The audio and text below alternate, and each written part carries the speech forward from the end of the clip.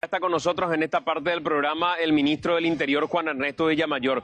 ¿Qué tal, ministro? ¿Cómo te va? ¿Qué tal? ¿Cómo estás? Muy buenas noches. Gracias por acompañarnos. No, por favor, es un Ministro, placer. ¿qué debate que se armó con respecto al tema de los linces?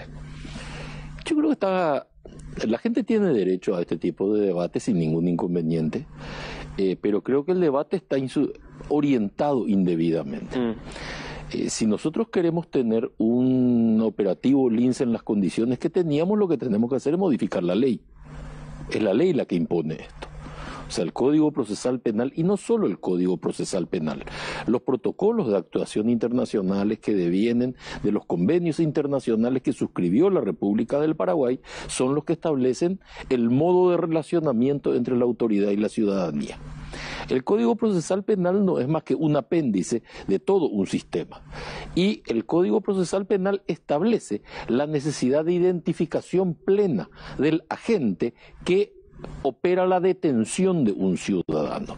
Eso viene del Código Procesal, no viene de una decisión de la autoridad administrativa. La impronta política que establece la administración Mario Abdo Benítez es decir, la ley se aplica, y se aplica toda la ley. No es que se tiene en el olvido la norma y se la quita del cajón de los recuerdos en el momento que me conviene imponerte a vos la ley y hago caso omiso de la norma cuando al cómplice, al amigo, al correligionario o al compañero no le conviene la aplicación. Es decir, la ley se aplica en forma igualitaria. Esta es una administración que va a defender los derechos humanos de la gente, que busca hacer una policía amigable con la gente, que busca hacer la policía de la gente, para lo cual el primero que tiene que someterse a la ley es la autoridad.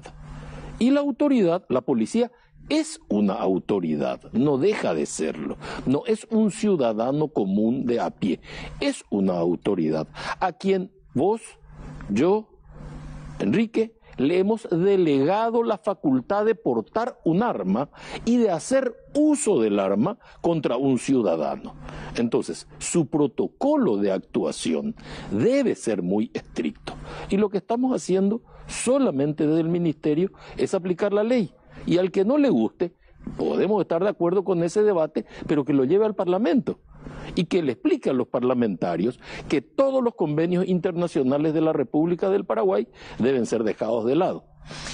Enrique, en estos días veíamos y comentábamos en la radio con respecto al tema de lo del lince en particular, que en diversas cuentas se ha puesto como una cuestión a debatir por mayoría de votos.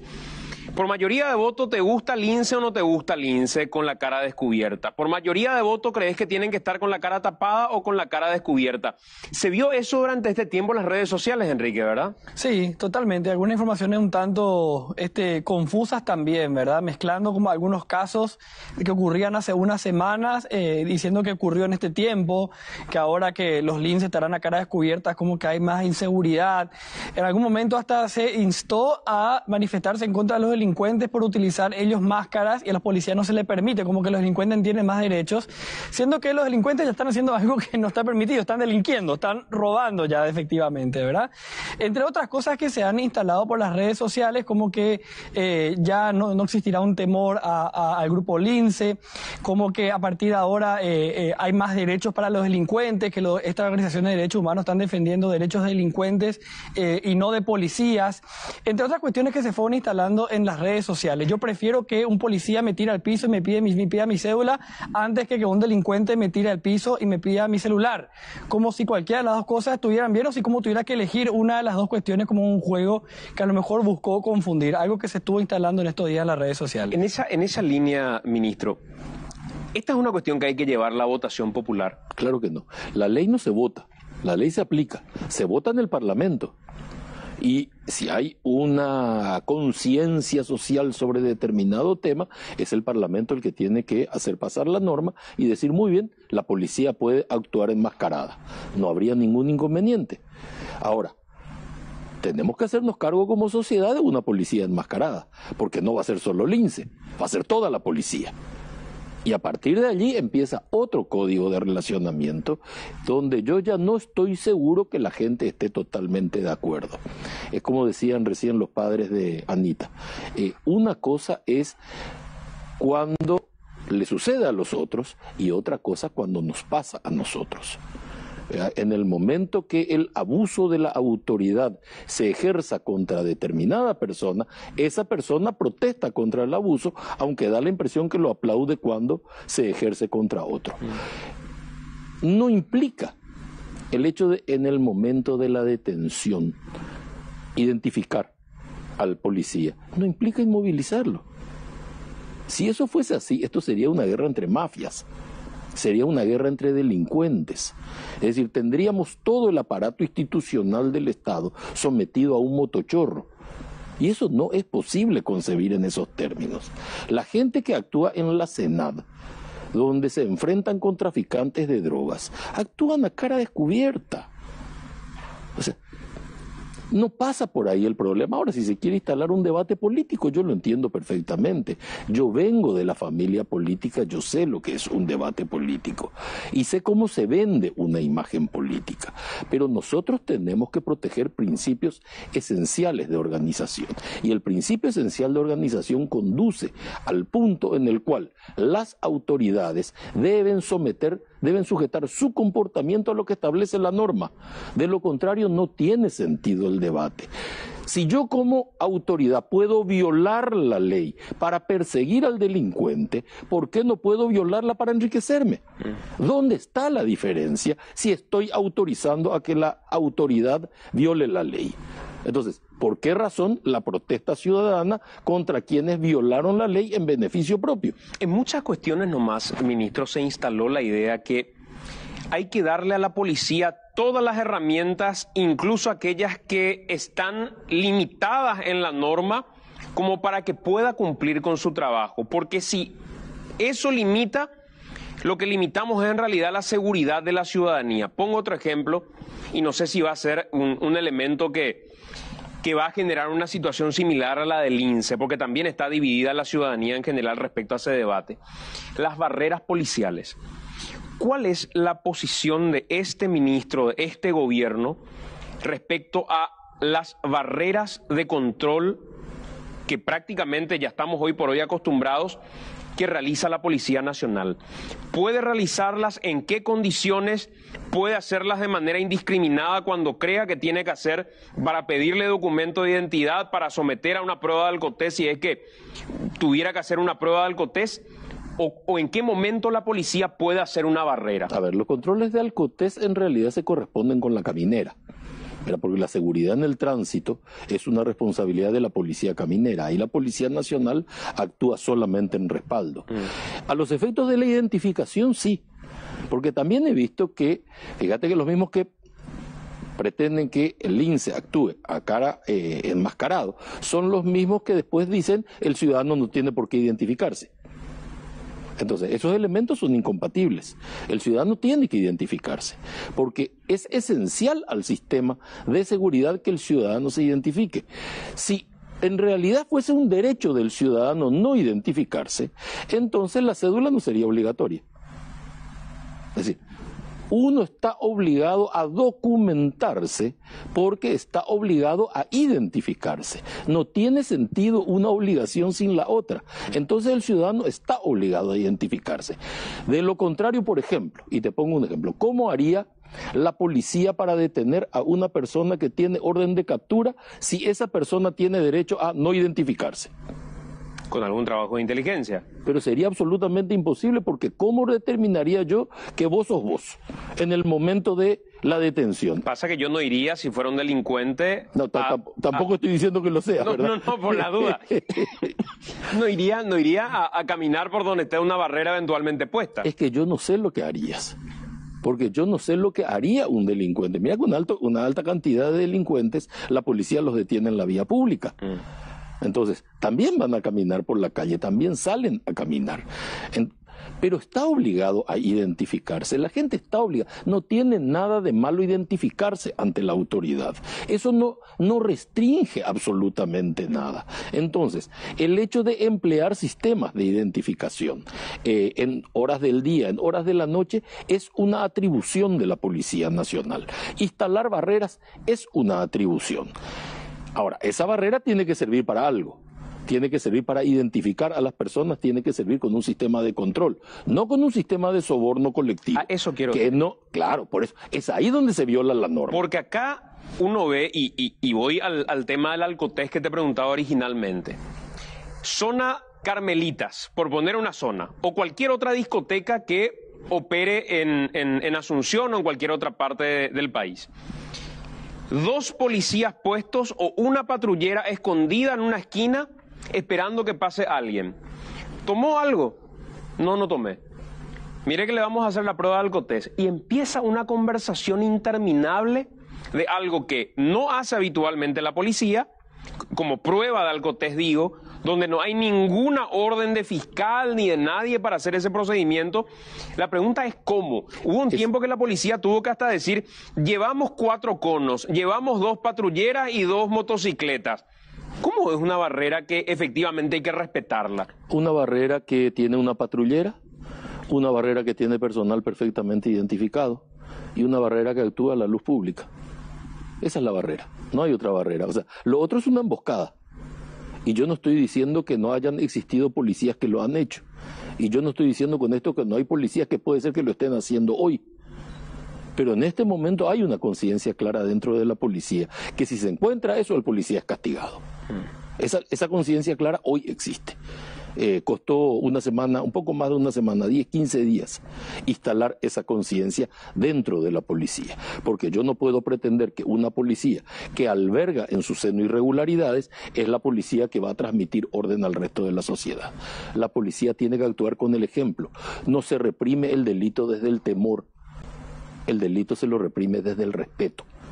La ciudadanía debe respetar a su policía. Y lo que nosotros buscamos es la excelencia en el servicio, que es la que genera el respeto. Y la excelencia en el servicio se obtiene solo cuando se respeta la norma, no cuando se la burla en atención a un fin superior. El fin no justifica los medios en la actuación policial. Enrique. Sí, cuando menciona el ministro el respeto a la policía, una policía amigable, respetuosa de los derechos humanos, nos recuerda un poco algunos principios que se han instalado en Chile con el tema de la carabinera, que como eslogan inclusive tenía el carabinero amigo, etcétera, etcétera, como una policía muy cercana a la gente. La primera consulta es si es que el modelo de la carabinera de Chile es como un modelo a seguir por este gobierno de la Policía Nacional. Y por otro lado, una solución que se dio justamente en Chile con algunos policías a los que se les cuestionaba no estar identificados como cascos azules, por ejemplo, antimotines, fue que se le puso un número en la espalda por cuestiones de seguridad y para posibles acciones jurídicas que alguna persona que se sienta agraviada pueda tomar. ¿Podría ser una salida esa, poner números en la espalda en vez del rostro descubierto y la identificación con el portanombre? Puede ser ponerle números. Lo que la ley exige es la identificación plena. Ese es el hecho. Y yo necesito dar satisfacción a lo que reclama la ley.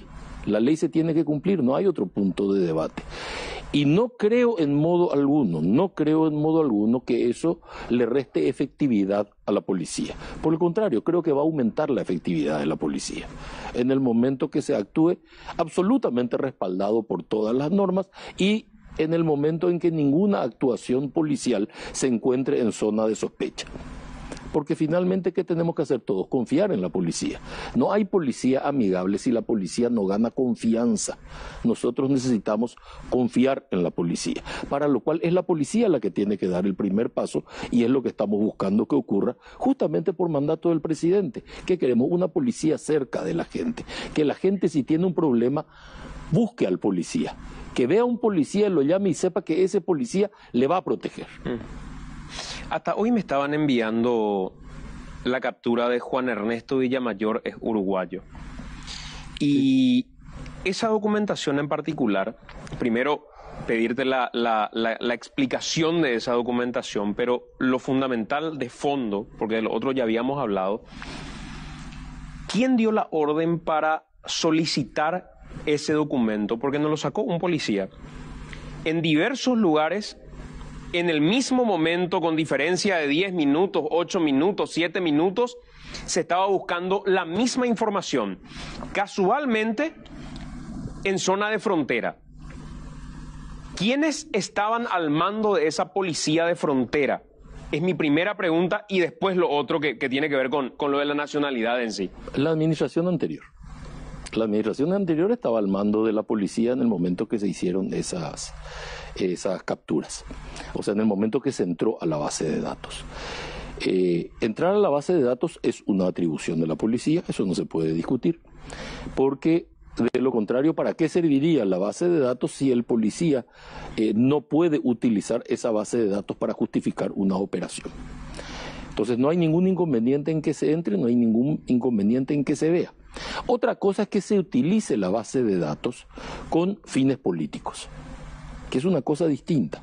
Entonces, ahí es donde está la diferencia. Eso es lo que se investiga.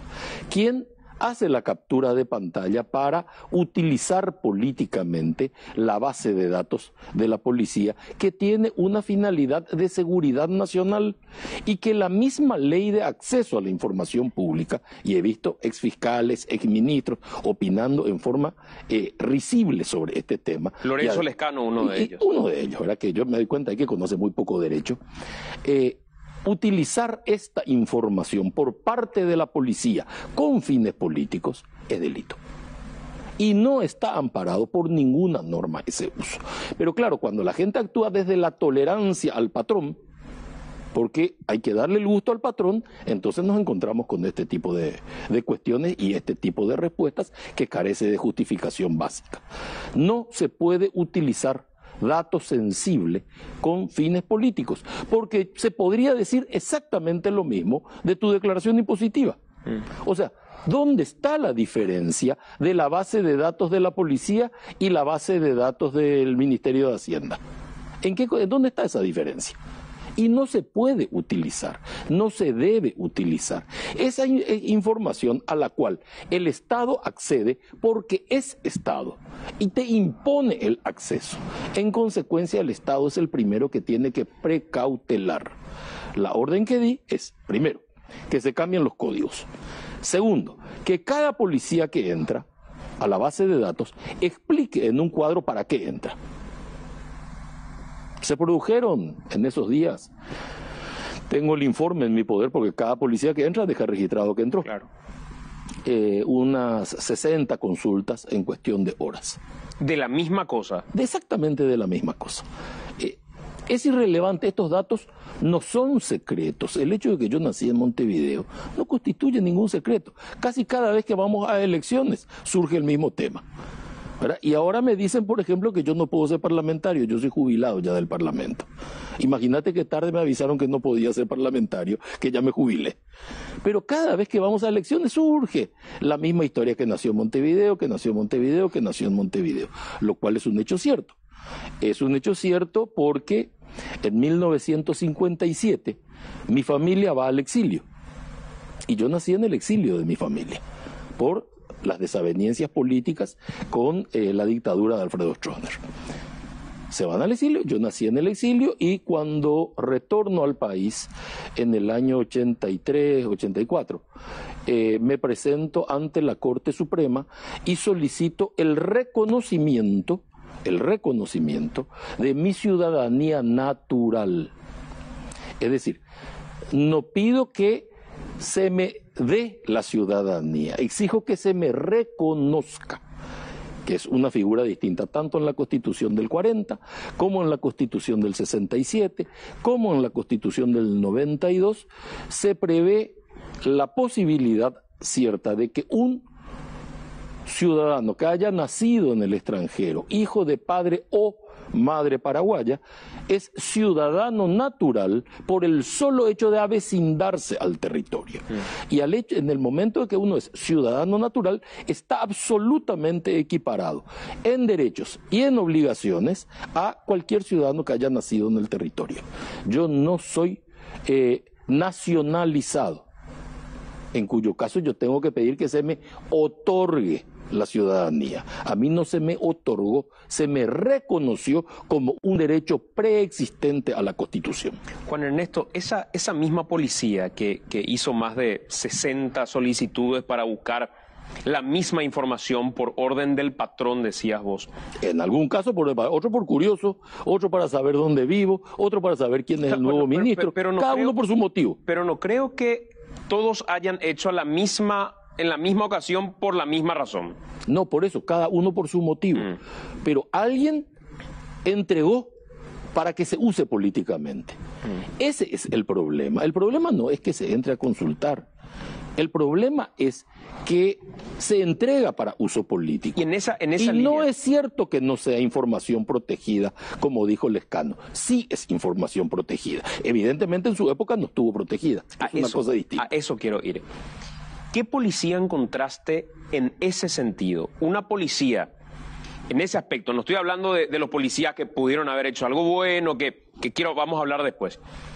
¿Encontraste esa policía que se pintaba en algún momento, que incluso organismos internacionales decían que en algunos casos manejaban ciertas rutas o protegían ciertas rutas del narcotráfico o de la mafia o del contrabando? ¿Encontraste una policía que estaba al servicio de cuestiones que no le importan al Estado por iniciativa del Estado, sino por iniciativa privada y que el Estado debería combatir de algún modo? Yo encuentro cientos de policías, miles, haciendo guardias que no les corresponden. El uso de la policía hasta que empieza la administración Mario Abdo Benítez es casi una creación de un ejército de guardaespaldas para proteger a la autoridad y no para proteger al ciudadano. De ahí viene un volumen gigantesco. Si bien es cierto, es su misión proteger a la autoridad, viene un volumen gigantesco de personal destinado a guardias privadas, instalados en supermercados, instalados en tabacaleras. Todas las tabacaleras del este tienen policía por orden judicial o por orden fiscal. Yo estoy ahora viendo en cada expediente cuál es el motivo de que la policía tenga que proteger a la industria tabacalera. La policía, en un número importante, ¿cuántos? ¿Estaba protegiendo tabacalera del este? Está hasta hoy. Sí hay una orden judicial. ¿Por qué razón? Y nadie sabe. Porque hay un juez amigo, porque hay un juez complaciente con la autoridad. ¿Cuántos policías? En la zona del este hay centenares en esas condiciones, protegiendo supermercados. Hay centenares. Y la ciudadanía tiene una carencia de personal policial en la vía pública. Porque finalmente el delito se disuade. Se le disuade al delincuente de cometerlo cuando hay presencia. Pero presencia requiere también volumen. Necesito equipamiento y necesito personal en la vía pública. Y no puedo tenerlo si están protegiendo industrias tabacaleras o supermercados o casas particulares. Countries. Todos por orden judicial, orden fiscal y un volumen muy importante sencillamente por orden del comando policial. Entonces, ese tipo de cosas hay que corregir. Yo necesito recuperar ese personal para ponerlo al servicio de la ciudadanía y estamos revisando expediente por expediente. Durante el 31M quedó como que una idea instalada de quien maneja la policía es José Ortiz. ¿Eso ustedes lo constataron de algún modo? ¿Hay evidencias que quedaron, rastros que quedaron de que parte de la policía estaba sometida a José Ortiz? A ver, la policía estaba sometida al poder político. El poder político podía decidir si era José Ortiz o si era Canillas. De hecho, cuando se me entrega el aspecto presupuestario, las herramientas presupuestarias, quien me entrega a mí las herramientas presupuestarias es Canillas. ¿Y por qué él? Y porque Yacyretá es quien mantenía y controlaba la policía. Entonces, había personal de Yacyretá dentro de la policía, controlando la ejecución presupuestaria. Y desde Yacyretá se le proveían elementos. No estoy en contra de que se le provean elementos. De hecho, voy a seguir pidiendo elementos porque el presupuesto de la policía es insuficiente. O sea, yo para empezar a discutir, necesito 500 patrulleras más. Claro, porque una cosa es que presupuestariamente yo pida el auxilio de Yacyretá, otra cosa es que Yacyretá me maneja la policía. Bueno, y esa es la situación. O sea, había personal de la entidad binacional instalada dentro de la policía controlando el manejo presupuestario. El presupuesto sigue estando confundido. Una parte está en el ministerio, otra parte en la policía, donde se duplican los roles. Yo pretendo que todo el presupuesto pase a la policía y que lo maneje la policía. No tiene por qué el ministro manejar recursos de la policía. La policía tiene que manejar sus recursos. ¿El ministro qué hace? Establece políticas de seguridad. Y la policía cumple las políticas de seguridad. Yo no soy el superjefe de la policía. El jefe de la policía es el comandante de la policía. Él es responsable del manejo institucional de la policía. Yo lo que establezco son solamente las políticas de seguridad. Enrique. Sí, quería pedirle básicamente al ministro un resumen de qué es lo que pasa con la policía en el este del país, en Alto Paraná. Mencionó recién Santi como parte de las preguntas lo de José Ortiz, un hombre que es muy poderoso, muy influyente en el gobierno y que está en esa zona por cuestiones laborales y comerciales. Pero decían, lo de policías en tabacaleras del este, en supermercados del este, por temas judiciales, por órdenes fiscales, lo de entrar a revisar el expediente o los datos del ministro, del futuro ministro del Interior, que son de policías del este del país. ¿Qué es lo que está pasando en el este del país que se pudo averiguar en estos primeros días y qué se va a hacer sobre lo que se averiguó? Juan Ernesto. Seguir investigando. Nosotros tenemos a hoy los datos de dónde está el personal. Tenemos que recuperar el personal. Yo no encontré un rastro ni una orden directa de José Ortiz dentro de la policía. Sí encontré que no existía un manejo institucional interno. Existe desde el control político, y el control político hacía que el Estado funcione en fundaciones, en empresas privadas. O sea, la toma de decisiones del sector público se producía allí. Tampoco puedo culpar a la policía de esto, porque policía que no aceptaba esto pasaba a retiro. Y además es no deliberante. Y es no deliberante el cuerpo policial. Por eso este debate que se instala no es al interior de la policía, está fuera de la policía. Y el debate hoy, ¿a qué tiende? Y la decisión del gobierno, a darle institucionalidad al manejo policial. Nosotros necesitamos que la policía funcione institucionalmente. Todo el país tiene que funcionar institucionalmente. Ese es el mandato que hemos recibido del presidente de la República. Y es el mandato que vamos a cumplir. Aplicar la ley y devolverle institucionalidad. Y una vez que tenga institucionalidad, no habrá empresario de frontera, no habrá entidad binacional, no habrá personal ajeno que conduzca a la policía. La policía va a funcionar como un cuerpo absolutamente institucional. El problema que tenemos, y tenemos que reconocer todo esto, es que construir institucionalidad es un proceso y destruirla es un minuto. En un minuto se destruye la institucionalidad y construirla cuesta un tiempo. Y no es fácil. Había en el este del país un sector de la policía que había hecho hasta un esquema de recaudación en sobornos. Ustedes desmantelaron una comisaría plenamente en donde habían constatado que efectivamente la policía se manejaba a sobornazo limpio. ¿Qué es lo que encontraron hasta ahora en esa investigación? ¿Tenían efectivamente todo un esquema como para recaudar paralelo y al margen de la ley? La investigación continúa. El sistema de investigación interno de la policía es relativamente débil y tiene que ser reajustado, porque en realidad, a ver, si yo puedo utilizar a la policía para proteger mi negocio, ¿por qué le impediría yo al policía hacer su propio negocio? Además, el policía está viendo que yo lo estoy usando en forma indebida. Acá el tema es que el policía tiene que ver que el jefe, que la autoridad actúa en el marco de la ley. Y en consecuencia todo el sistema empieza a entrar en el marco de la ley.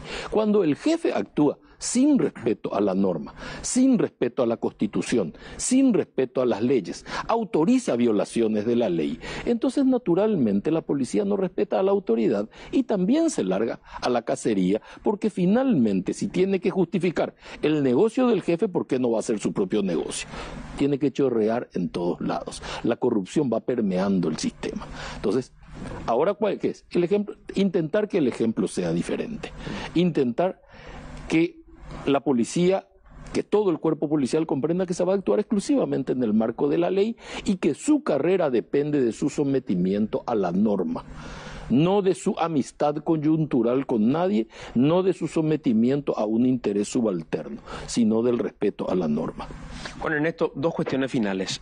Hasta ahora no escuché, y te soy muy honesto, una explicación convincente sobre el por qué no está conformado todo el equipo de trabajo de Mario Abdo Benítez. Entiéndase, ministro de SEAM, ministro de Deportes, ministro de Cultura, creo que ya el ministro de Cultura en realidad está, en este momento está el ministro de Cultura. Hay instituciones que hasta ahora no tienen a su encargado en sí. ¿Por qué hasta este momento no ha conformado plenamente su equipo de trabajo Mario Abdo Benítez? Porque Mario Abdo Benítez, primero, Mario Abdo Benítez viene de una puja muy dura. Esa puja muy dura es tremendamente desgastante y produce un gran impacto. O sea, no es Mario Abdo Benítez no es una persona a quien se le regaló la presidencia. No es una persona que se busca en el equipo y le dice, bueno, a ver, vos vas a ser el candidato y todos nosotros trabajamos por vos, quédate tranquilo, haciendo más campaña y nosotros te vamos a hacer el equipo.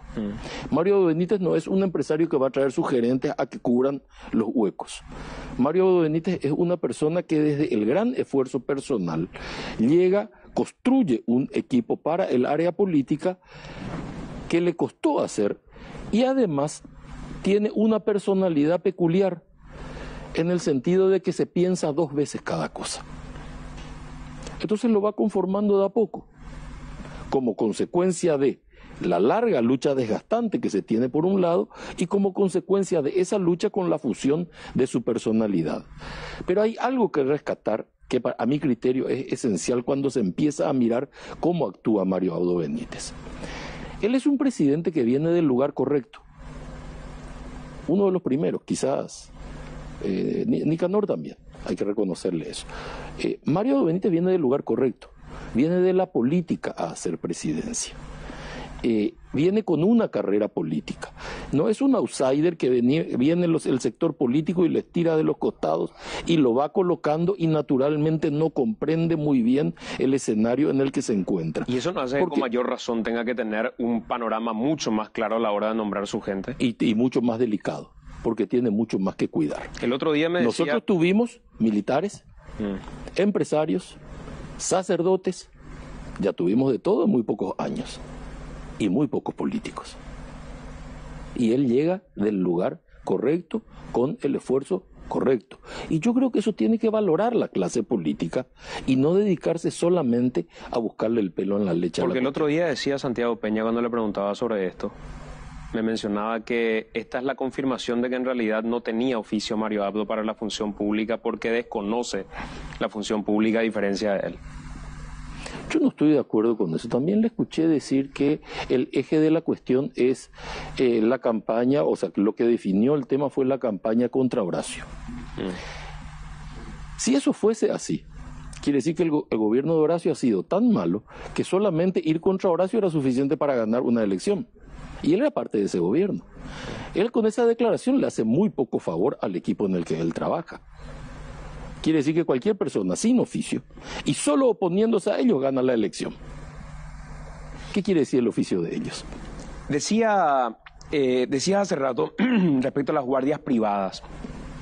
Esas guardias privadas que hoy están a cargo de muchos legisladores inclusive también. No desconoce nadie que hay ciertas autoridades que requieren de una custodia policial, pero en la cantidad que hoy tienen asignados cada uno de ellos, ¿los van a limitar? A ver, lo que molesta realmente es la desproporción. Acá yo encuentro un diputado que tiene un guardia o ninguno, y acá hay otro parlamentario, otro diputado, estoy poniendo diputado como puede ser senadores, da lo mismo, que tienen 14 o 15.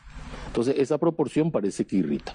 La instrucción que se le dio al comandante de la policía es: señor, siéntese usted con el presidente de la Cámara de Diputados, siéntese usted con el presidente de la Cámara de Senadores, asigne un volumen y se lo distribuyen entre ellos. Entonces, hay un volumen de personal que se va a utilizar para cuidar la instalación y para proteger a los parlamentarios. ¿Cómo los asignan? No es problema de la policía. De modo tal que nosotros no vamos a entrar desde la policía con la discusión de decirle: mire, a Santiago le vamos a dar 15 y a Juan Ernesto le vamos a dar 2. No. Eso no es cuestión de la policía. Si hay una desproporción, será responsabilidad de los presidentes de las cámaras y no es responsabilidad de la policía. Por último, Juan Ernesto, te preguntaba hace rato lo de la conformación del equipo de trabajo, porque en estos días tendrán que conformar los consejos tanto de Itaipú como de Yacyretá. El consejo de Itaipú es un consejo que muchos están relamiéndose en este momento y frotándose las manos porque van a terminar ganando mucho más que lo que gana el presidente de la República inclusive. Creo que hay unos 100 millones de guaraníes para cada consejero. Yo ya los miro con envidia. Claro. En algún momento, este es otro tiempo, primero quiero partir de esa base. Pero en algún momento vos estuviste, además del Consejo, como ministro de la Reforma al mismo tiempo o no. No, como secretario general de la presidencia. Como secretario general de la presidencia. Con un solo salario. Que era el salario de la Secretaría General. De la Secretaría General. Hace muchos años de aquello. Precisamente a eso quiero ir. Primero, que ya es otro tiempo. Segundo, me contaban algunas personas que algunos de los cercanos a Mario Abdo Benítez, con sus familiares ya estaban comentando que iban a quedarse en la presidencia de la República, a trabajar con Mario Abdo, pero al mismo tiempo tener el salario de consejero de Itaipú Binacional. Una cuestión que no sé si normativamente se puede llegar a hacer, pero sería un escándalo si es que finalmente alguien decidiera hacer eso y si Mario Abdo avalara una cuestión como esa. Pero vos sabés que hay una cosa que ver en el Consejo. El Consejo de Brasil, el lado brasilero Itaipú, cuando yo estuve allí, estaba conformado por el secretario general de la presidencia del Brasil, había un ministro también brasilero, es decir, todos tenían doble cargo. Porque eso implicaba una cercanía en la decisión política. Entonces nosotros habíamos establecido que también tenía que existir el doble cargo, porque funcionaba como un espejo. De hecho, no hay un impedimento. Pero acá el problema es el salario, no es el cargo. Bueno, pero acá lo que quieren es el salario, en realidad. Pero el salario es el mismo. Yo prefiero la misma persona trabajando con dos salarios, o con un solo salario, perdón, en dos cargos, que tener dos personas desconectadas. Pero finalmente trabajando y se están gastando igual los dos salarios. Es decir, ¿cuál es el problema? A mí me gustaría tener al secretario o al asesor. Yo trabajé con el salario de Itaipú. Te rectifico. Sí, yo trabajé con el salario de Itaipú. Sí. Yo de todos modos creo que cumplí las dos funciones. Pero mi par enfrente era el secretario general de la presidencia del Brasil. Creo que este es otro tiempo en el que se encargue de hacer secretario, tiene que ser secretario. Y se queda como secretario. Pero si finalmente lo que buscan es no ser el secretario o el asesor, sino que quedarse con el salario de los 100 millones de guaraníes. Nosotros tenemos que entender que acá se va a empezar un proceso de negociación. En aquella época, ¿por qué estaban las personas ocupando los dos lugares? Porque estábamos en un proceso de negociación donde Brasil no hacía desembolso por una serie de dificultades en el relacionamiento entre Paraguay y Brasil. De ahí surgió algo que se publicó varias veces en matutinos locales, que es el informe Villamayor, ¿verdad? Que buscó mostrar algunos hechos, corregir las situaciones que estaban mal, y con eso se solucionó el impasse que teníamos con Brasil. Hoy vamos a encarar una negociación. Sentar a la mesa de la negociación con Brasil a un equipo que es solo miembro del Consejo tiene muy poco sentido. Hay que poner una artillería muy pesada para poder, en el buen sentido, ¿verdad?, para poder defender adecuadamente los intereses del Paraguay. Y yo no sé si entrar en el detalle de que una persona tiene doble cargo, porque la ley lo que prohíbe es la doble remuneración. Una persona que tiene doble cargo, a los efectos de que cumpla este mandato, en esta circunstancia, yo no sé si es del todo malo. Juan Ernesto, es solo para tener distintos criterios y poder discutir. Sí. Puede ser que vos tengas razón. Ultimísimo, porque se me fue el tiempo realmente. Ayer estaba mirando esta publicación, o antes de ayer, que hacía en su cuenta de Twitter el doctor Guillermo Duarte Cacabello, que ponía tu imagen en el helicóptero, recorriendo, no sé a dónde fuiste con el helicóptero, te fuiste a saludar no sé a quién, pero esta es la imagen. Decía el doctor Guillermo Duarte, no era que no volaban, ¿qué cambió que ahora son útiles para la lucha por la seguridad nacional? Esto prueba que Horacio Cartes instrumentó a Javier Díaz Verón para atacar a sus adversarios políticos. ¿Estos no son los famosos filicópteros? Estos son. Yo dormí esa noche en Cruzú de Hierro, en la unidad Halcón, de la Policía Nacional, donde está este helicóptero, y a la mañana siguiente nos desplazamos con el comandante de la Policía Nacional y personal policial en el helicóptero desde Curuzú de Hierro, desde la unidad Halcón a la unidad de la Fuerza de Tarea Conjunta, donde nos encontramos con el presidente de la República. O sea que sí volaban. Pero por supuesto que vuelan, siempre volaron estos helicópteros. ¿Y por qué se instaló lo contrario desde el gobierno? Por intereses políticos. Es más, yo soy el defensor. Vos fíjate que se le critica, por ejemplo, a Sergio Cosia, donde te dicen está involucrado en el tema de los helicópteros como abogado. Yo soy el abogado de la causa. O sea, yo defendí a los empresarios españoles que son los que proveyeron estas máquinas, que siempre volaron. Y fueron procesados estos empresarios y se abrió la causa con un documento que se falsificó en el Ministerio del Interior. ¿Quién lo falsificó? El Ministerio del Interior. El Ministerio del Interior le entregó a la Fiscalía un documento falso. Con ese documento falso, los fiscales procedieron a imputar a Rafael Filisola, a Carlos Filisola, a Guillermo Casado y a toda la gente de Proibérica y a Álvaro Lazo. Todos ellos pasan en categoría imputados con un documento falso. ¿Qué se falsificó en el Ministerio del Interior? Yo escribí un libro sobre esta causa, ¿verdad?, mostrando que los helicópteros volaron siempre. ¿Y siguen volando hasta hoy entonces? Y siguen volando hasta hoy. Dijeron, no tenemos los libros. Se le entregó las constancias, están todos los certificados, todos los recibos de los libros.